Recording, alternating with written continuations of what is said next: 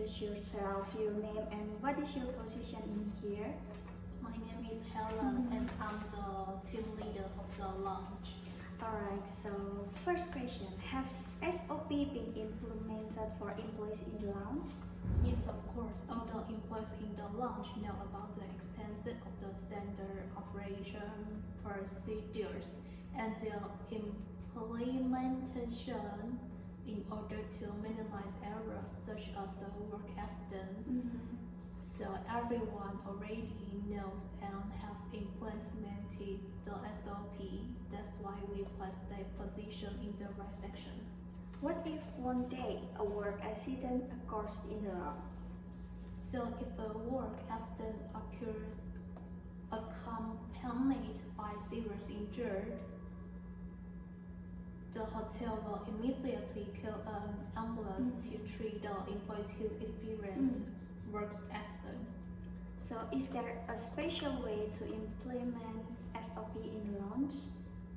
There is no special way to apply SOP in the lounge. From the start, they have been trained on SOP and its application, so when working in the lounge, their work will be easier and more efficient. It is more efficient if we work together, especially when we holding up a faith. There is a lot to do, so having a division of the text in the lounge is very helpful and efficient. How do you know that their work complies with lounge SOP?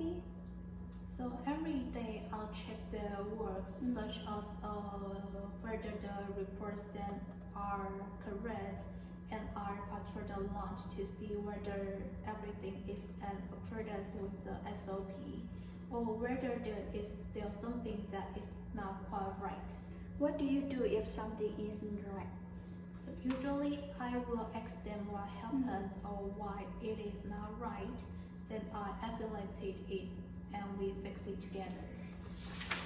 So how does SOP influence employee performance in the lounge? They will have a sense of responsibility for what they do because of their job task. This principle will create a sense of responsibility and that will lead to positive things. If the SOP has been carried out, why there still have guests complain? So guests will complain when they feel dissatisfied and we haven't done it optimally, and so reminding each other is very important. I see. So why is SOP said to be referenced as a standard for success in carrying out operational tasks? Actually, the full value cannot be assessed from the SOP alone, but because with the SOP, the final results of the work will be appropriate and the same.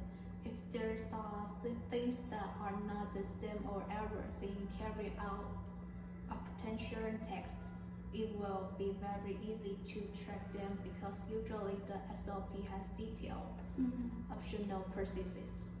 So who has the right to provide delivery of SOP here? Actually, there is no written regulation regarding who is required to submit SOP manual, but everyone can convey it, or it is better for us to remind each other if there is something that is not in accordance with the SOP. What are the appropriate steps when an employee is found to have not carried out this SOP properly? Usually it's not running, but it's not optimal, and there's a problems with decreased performance, and I will motivate this employee, and if there are no changes, we will give a warning letter.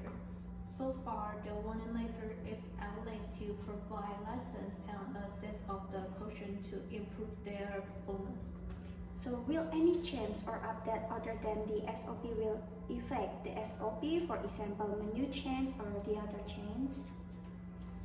Several changes happened. For example, several times we have been changed the placement of storage items and in backstage lounge, but this did not affect the existing SOP at all. About the SOP, what should be if someone injured while working? The hotel provides aid kits in place every counter. If everyone is injured, they will be treated immediately. Then, if their injury is serious, we will call a hospital ambulance so it can be treated quickly. Alright, so just that's it. Thank you for your time. Thank you. Wow, so hard. What? We need to take